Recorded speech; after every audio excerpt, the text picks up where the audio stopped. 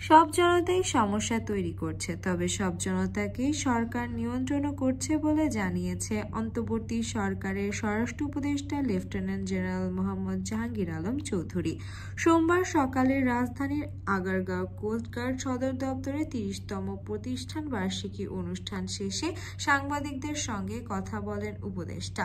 এ সময় তৌহিদি জনতার মব প্রসঙ্গে এক প্রশ্নের জবাবে উপদেষ্টা এসব কথা বলেন। অমর একুশে বইমেলা সহ দেশের বিভিন্ন এলাকায় তৌহিদি জনতা নামের মব তৈরি করা হচ্ছে, এমনকি ফুলের দোকানেও ভাঙচুর করা হয়েছে। এ বিষয়ে সাংবাদিকরা সরকারের পদক্ষেপ জানতে চাইলে স্বরাষ্ট্র উপদেষ্টা বলেন, সব জনতাই বিভিন্ন সমস্যা ক্রিয়েট করছে, তবে আমরা সব জনতাকেই নিয়ন্ত্রণ করছি। সব জনতা নিয়ন্ত্রণের দায়িত্ব আমাদের।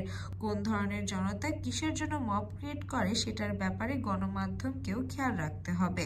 দেশের জন্য যেটা উপকারী সেটা দেখাতে হবে, করতে হবে। ব্যক্তিগত লাভের থেকে দেশের জন্য যেটি লাভজনক সেটি বেশি দেখতে হবে।